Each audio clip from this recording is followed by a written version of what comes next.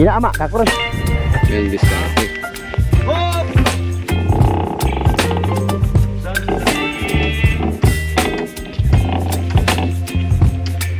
Dito na tayo ngayon.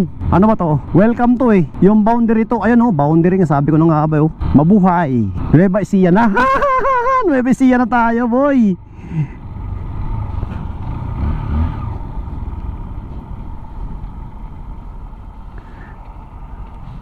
Nagpa-picture lang ako dito. Ayan Mabuhay, Nueva Ecija. Boundary to, boundary. Patuloy tayo. Abay, parang uulan doon sa taas ng bundok. Meron ditong yung shaded parang payong ng bato. Rock shaded pala ang tawag doon. Payong, para hindi ka tamaan ng bato. Parang doon sa Plant versus Zombie. Pagbabatuhin ka ng zombie ng pangbato nila, meron siyang kusang papayong sa'yo. Shout out sa mga taga rito. Ang ganda ng view. Parang uulan yata ron sa pupuntahan ko Ay, ang ganda ng view rito. Napakaganda ng view rito talaga. Woo! For the views. Ayan ang kapal ng semento harang nila. May sumadsad na rin talaga Ay. Kurbada to, men. Ito yung Santa Fe talaga. Some pretty flowers will never bloom. It was too cold and they died too soon. I heard them crying, you heard them too. The sun was hiding behind the moon. It might be dark but I see your light. I know. Ito yung rock shaded Ayan. Akala ko tutulay ito Hindi pala. Ano pala yan?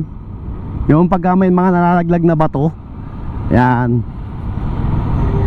Shout out sa mga taga rito. Ano kaya ang hinto muna kaya tayo rito Pagbaba nito isa Nueva Ecija na. Malamig tong lugar na to. Kaya lang naman ako gustong pumunta sa Baguio kanina. Magpapalamig lang sana ako sa katawan. Itong dinadaanan ko malamig na rin din pala. Maipit ka dyan. Pataka ba? Baka mawalan ng preno yung sa truck na. Ay! Dalawa magkasunod na truck. Woo! For the views. Kaya dito ako dumaan. Gusto ko lang itong ipakita sa mga kabasalenyos. Itong Santa Fe.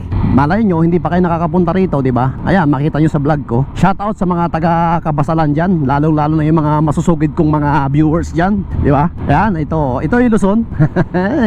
Yan bulubundukin. Matataas ang bundok, talo ang bundok dyan sa Kabasalan kasi matataas talaga ang bundok dito sa Luzon. Ayan malamig pati na lugar. Bakbak! Woo! For the views, walang sasakyan.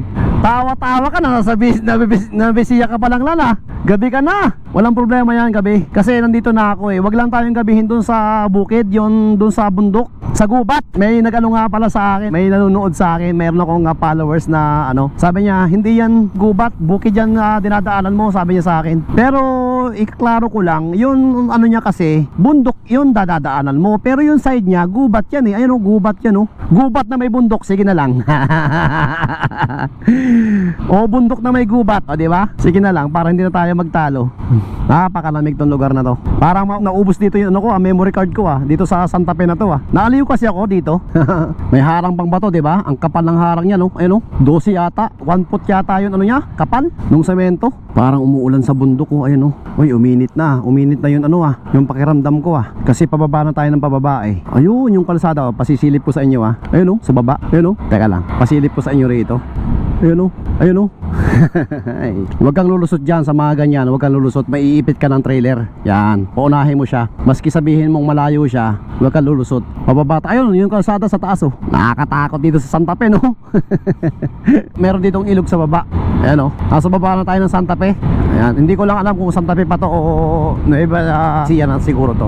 Ewan ko lang kung anong lugar na to. Diretso na tayo kasi medyo hapon-hapon na ng konti.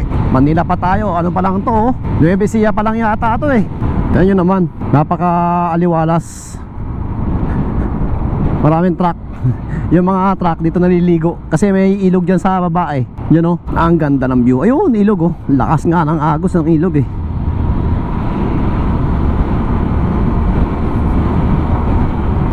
Hindi ko alam kung saan na to. Nag-open lang ako ng cam. Alanganin ka pumasok nung eh. Ayan, dito papunta yung ilog oh. Talavera River daw to eh. Nabasa ko ron. Yun. Dito na pumunta.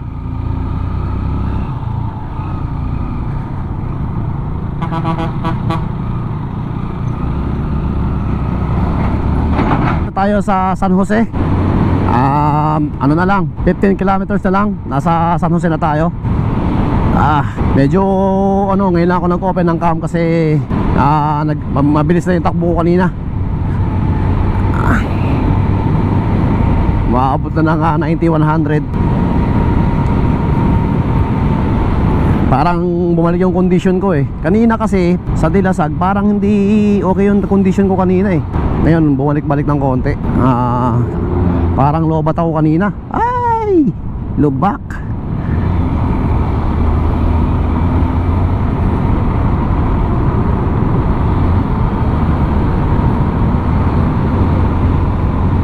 Lamig.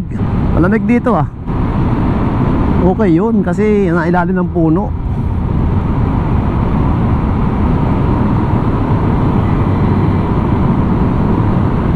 Rock shaded. Yan. Hindi ko alam kung anong lugar to.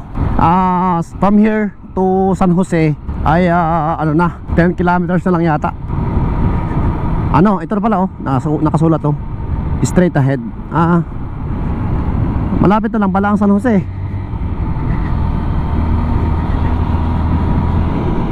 May, tinan mo may oh, dami sibuyas dito benta. Ayun oh. Sibuyas. Ayun oh. Ayun oh, dami oh. Oh. Kita mo yan? Dito yan sa San Jose. Hindi ko lang alam kung ano nakakasakop ng San Jose. Nueva Ecija siguro to. Daming truck oh. Parking.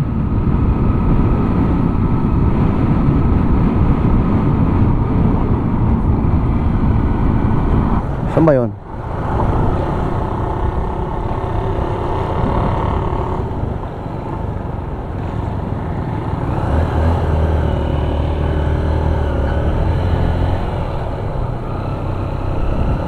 Santo Malasin.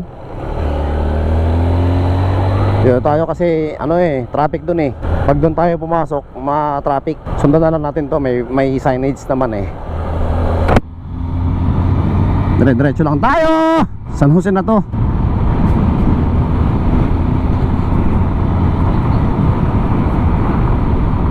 Pahinga lang ako dito mga kasopret. Ang Manila is 152 na lang. So ang balak ko sa Cabanatuan mag-hotel ako, pero kayang-kaya pa naman yun 152 kasi maaga pa naman eh. So meron ako dito, may mga subscriber tayo rito. Ayun. Ang pangalan niya ay Julius ay. Nice to meet you, man. Ikaw? Saan nag-aaral pa kayo? Saan kayo nag-aaral? Ikaw ano pangalan mo? Shout out. Ikaw? Hello, hi. Mag-aaral kayo mabuti ha. Huwag mo lang boyfriend ha. Sige, salamat, maraming salamat. Salamat. God bless, bye-bye. Yun lang. Bye-bye. Salamat. Yun, magpapahinga muna tayo rito. Ang kukulit ng mga bata. Huminto lang ako dito, napakaganda ng building eh. Dito yan sa Muñoz. Parang school to eh. Philippine Carabao Center. Tanungin natin dito sa mga estudyante. Pwede magtanong? Ano yung building na yan? Ito, itong building na yan, ano yan? PCC po. Para saan yan, mga yan? Sa Kalabaw? Sige. School. Sige. Sige, yun lang. Maraming salamat. Shout out sa inyo lahat. Shout out. Mag-aaral kayo mabuti. Isasama ko sa vlog ko, okay lang? Sige. Salamat. Ingat kayo mabuti ha. Okay. Ano yan? Milka? Cream? Grabe naman, puro naman rito, gatas. Dito lang tayo muna sa tabi. Wag muna tayo sa gitna. Ito yung Muñoz na to, Muñoz, City of Muñoz to. Pilmec.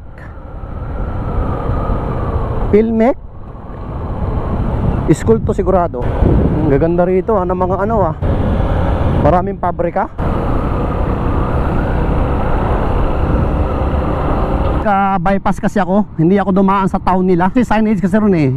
To Manila, bypass, ganon. Kaya pumasok ako doon. Yung pinasukan ko, masikip lang na daan. Mga two-way lang. Ito ang paaralan. Ito CLSU, Central Luzon State University. Okay. Ayan. Duk.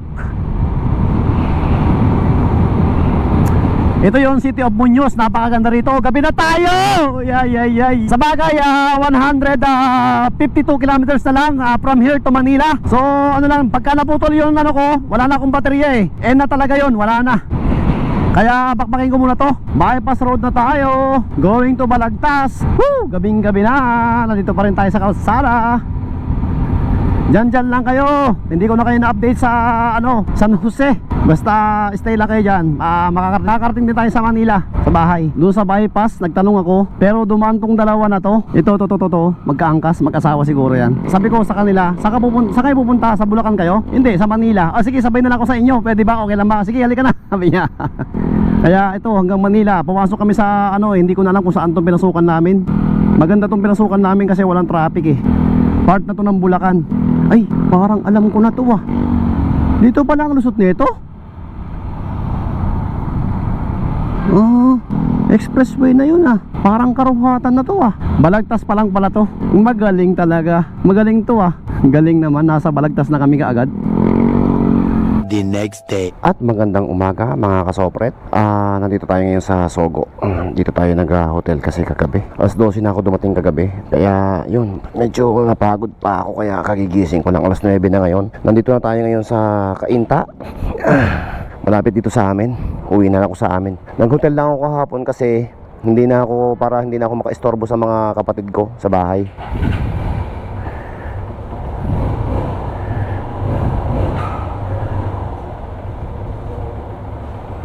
Kaya punta tayo ngayon. Alis na tayo. Maraming salamat. Okay.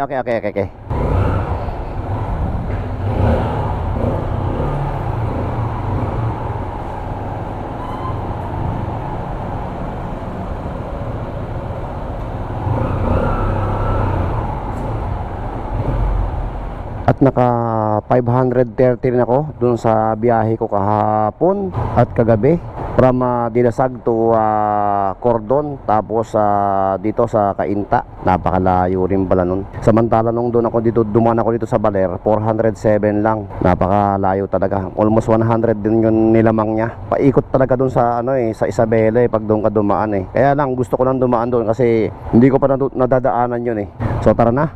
Maraming salamat. Good. Thank you. Paano na tayo?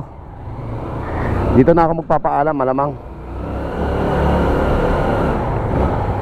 Yun, Sogo Nagsogo tayo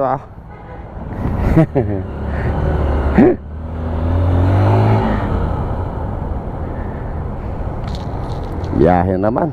Dito lang muna ako mag-i-stay sa Cainta ng mga 4 na araw. Tapos babanat na naman tayo papunta ng Zamboanga. Hindi pa natin alam kung kailan saan tayo dadaan.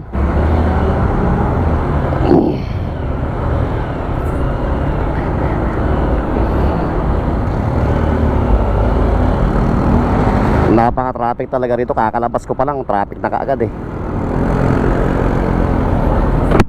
ang traffic na kaagad. Wala kaya ako nakalimutan doon sa hotel. Sabon ng hotel. Mag-i-stay muna tayo dito sa bahay ng 4 na araw siguro. Tapos babanat na naman tayo ulit ng pabalik ng Zamboanga. Yun lang.